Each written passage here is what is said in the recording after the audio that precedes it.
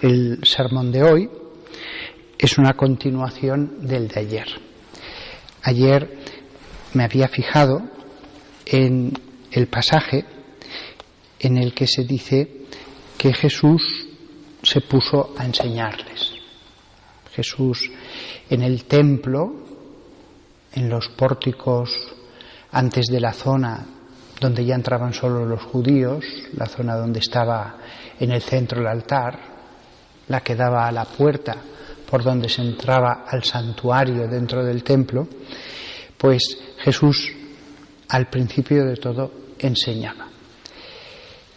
Y ayer volvimos otra vez a reflexionar, a pensar, a darle vueltas acerca del tema de la cátedra de Moisés.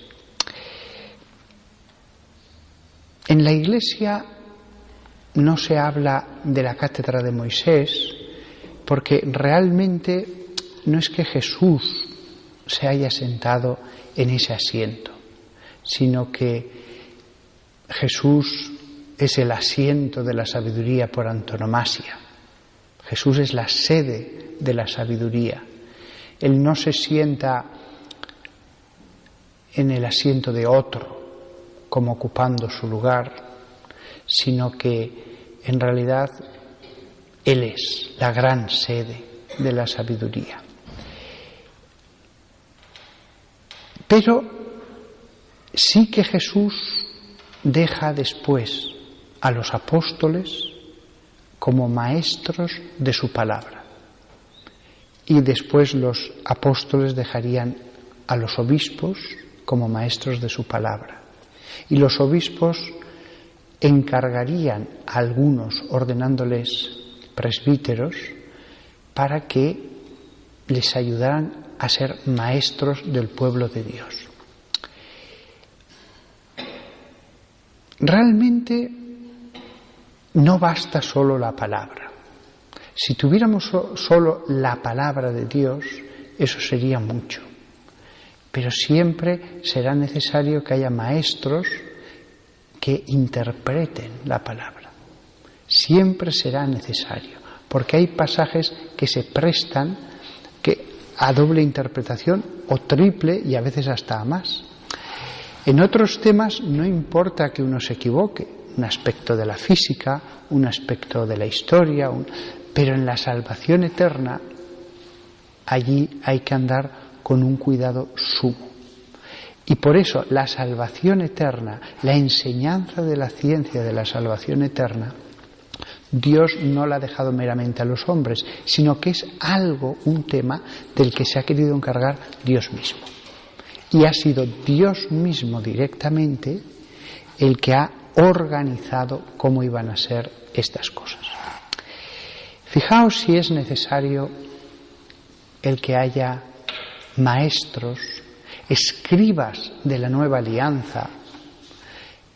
Fijaos si es necesario con que miremos solamente un pasaje de la resurrección de Lázaro. Lo tenía muy fresco porque hoy domingo se podía leer o el Evangelio que hemos leído o el de la resurrección de Lázaro. Y el pasado jueves, en el grupito que leemos la Biblia, pues lo comentamos. Y fijaos, dice el Evangelio: así las hermanas enviaron un mensaje a Jesús: Señor, aquel al que amas está enfermo. Entonces Jesús, al oírlo, dijo: esta enfermedad no conduce a la muerte, más bien es para la gloria de Dios.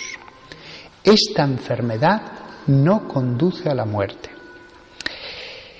Después pasan una serie de cosas y Jesús les dijo: nuestro amigo Lázaro ha caído dormido y yo voy a ir para despertarlo. Entonces los discípulos se ponen a hablar, etcétera, y al cabo de un rato de escucharles les dice con toda claridad: Lázaro está muerto. Es Jesús el que lo dice. Y de hecho, cuando llegan, llevaba ya 4 días en la tumba. Fijaos, este ejemplo es muy sencillo de cómo la interpretación de los textos es necesaria. No basta solo con la letra. Porque en un momento dado Jesús dice, esta enfermedad no conduce a la muerte. Y sin embargo Lázaro iba a morir. En otro momento le dice, Lázaro se ha dormido y yo voy a ir a despertarlo. Una persona que se fijara solo en la materialidad de las letras diría, ¿no conducía a la muerte? Es necesaria la interpretación. No condujo a la muerte definitiva. En ese sentido, el versículo era verdad. Pero este ejemplo, que es tan sencillo, ha llevado a tantas comunidades religiosas no católicas como vemos en el mundo. Siempre ha habido alguien que se ha aferrado a las palabras y ha desoído la interpretación de toda la Santa Iglesia durante siglos. Santos, místicos, padres de la Iglesia, grandes doctores. Siempre hay alguien que dice, yo tengo la interpretación verdadera. Imaginaos que no hubiéramos tenido en este pasaje cortito de la enfermedad de Lázaro lo que continúa después. Menos mal que el texto interpreta cómo hay que leer la palabra, esta enfermedad no conduce a la muerte. Habría que añadir, definitiva. Lo mismo pasa con otros muchos pasajes. Aquí teníamos la interpretación y nadie va a fundar una herejía solo por esto. Pero en otros pasajes no pasa eso. No tenemos a veces la interpretación. Jesús, Dios Padre, ¿dejaron las cosas incompletas? No. Al final todo está claro. Lo que deja es unos nuevos escribas, unos nuevos maestros, un nuevo sacerdocio que es el que va a interpretar la palabra de Dios cada vez que haya dudas. A veces dejando las dudas, a veces se reúne un concilio y no se ve claro cómo interpretar algo. A veces se consulta al sucesor de Pedro y dicen, no lo vemos claro, seguid discutiendo. Muchísimas veces. El problema es el yo, ponerme yo por encima de los demás. La interpretación es necesaria. Leía yo en mi lectura de la Biblia cotidiana, pues ahora estaba con el Apocalipsis, meditándolo con lentitud, y me encontré en el capítulo 20 este pasaje, y este sí que es complicado de interpretar, el anterior no, porque vimos lo que pasó, no era la muerte definitiva. Pero fijaos en Apocalipsis 20, San Juan dice, después vi algunos tronos y las almas de los decapitados a causa del testimonio de Jesús y de la palabra de Dios. Me salto una pequeña parte y dice, esos tomarán de nuevo la vida y reinarán con Cristo por 1000 años. Los otros muertos, sin embargo, no tornarán a la vida hasta el cumplimiento de los 1000 años. Unos muertos volverán a la vida en el milenio del reinado de Cristo. Tampoco tenemos claro cómo hay que interpretar ese milenio del reinado de Cristo. Han corrido ríos de tinta acerca de eso. Y por si fuera complicado, el siguiente versículo dice, esta es la primera resurrección. Dichosos y santos aquellos que toman parte en la primera resurrección. Sobre ellos no tiene poder la segunda muerte. Ya era complicado lo primero, pero ahora nos habla de la primera resurrección, luego habrá una segunda, y de la segunda muerte. Todo esto se interpreta, en mi opinión, la primera resurrección es quizás cuando morimos, salimos del purgatorio y vamos al cielo. Es como un primer volver a vivir. Y la segunda resurrección será la resurrección del cuerpo. Pero cuando habla de las dos muertes, quizás se interprete la primera muerte, la del cuerpo, y la segunda en el juicio final, los que sean condenados. Quizás es así. Yo a este texto le he dado muchas vueltas y es muy complicado. Tampoco pongo mi mano en el fuego, que esta sea la interpretación. Pero os he puesto estos pasajes, entre tantos otros, porque es necesario que existan los escribas de la nueva alianza.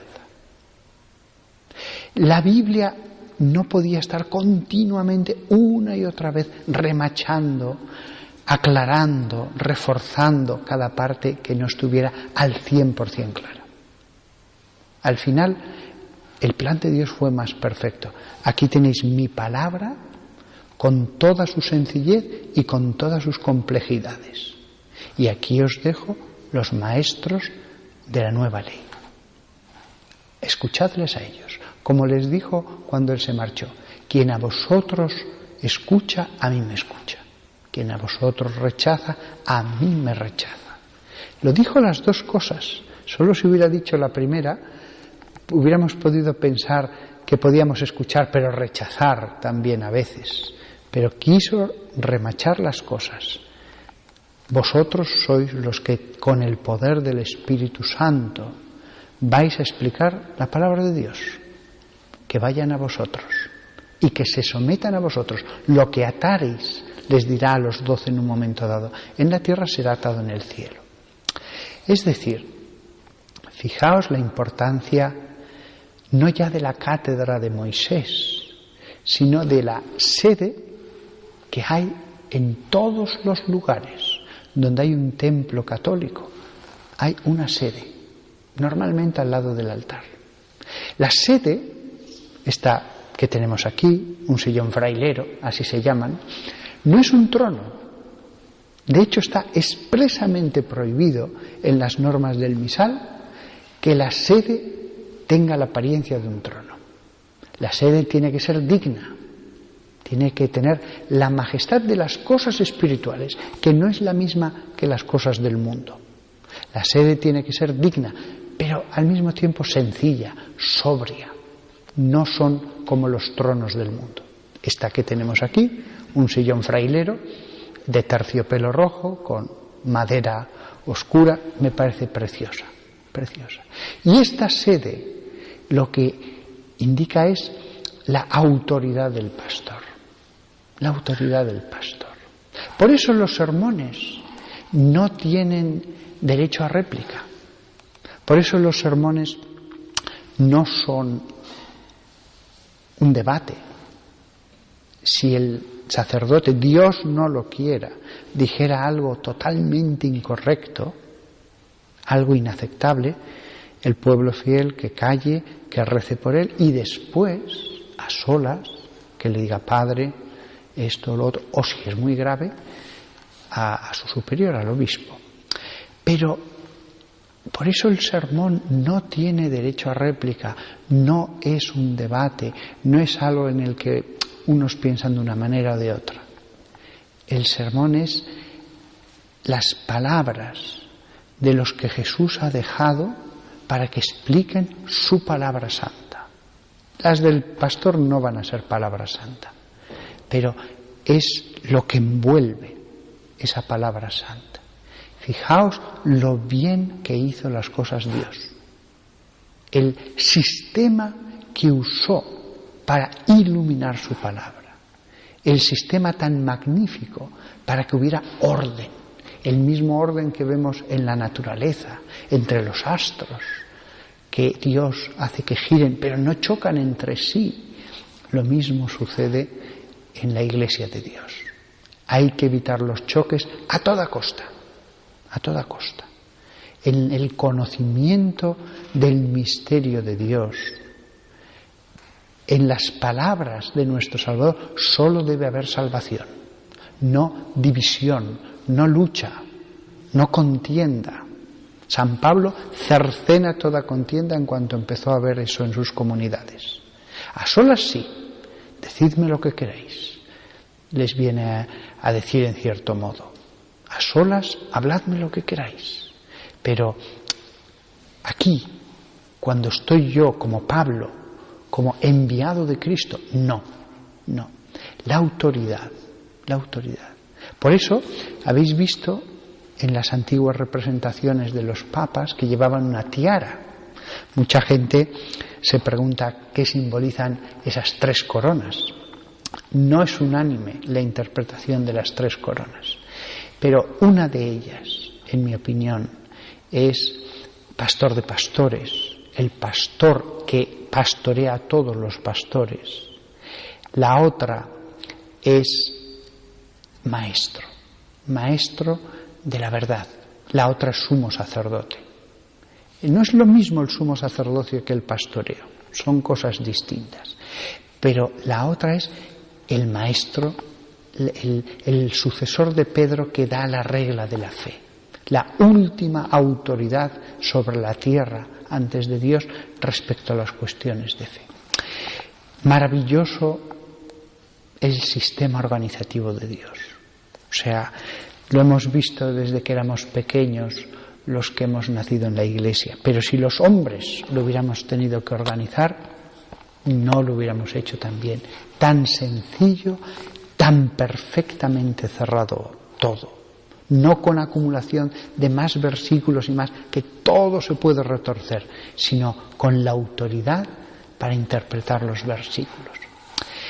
Que la Santísima Virgen María, que siempre escuchó a Pedro, a Juan, a los apóstoles, que siempre estuvo como oveja, la mejor de todas, del rebaño ante los pastores, nos ayude a todos nosotros a escuchar a Dios directamente en su palabra y a escuchar a los pastores que Jesús dejó sobre la tierra.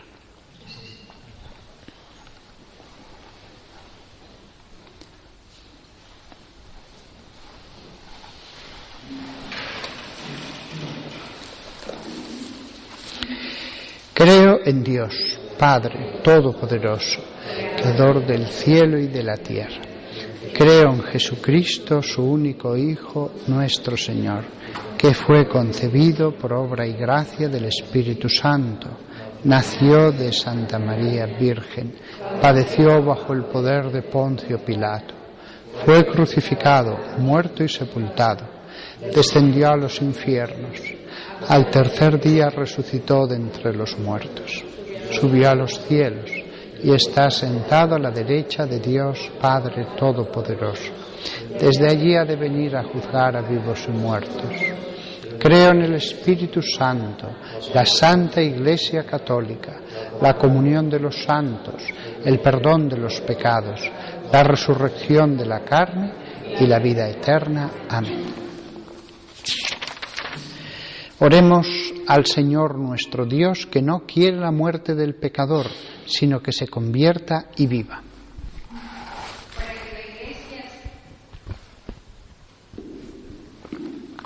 Para que la Iglesia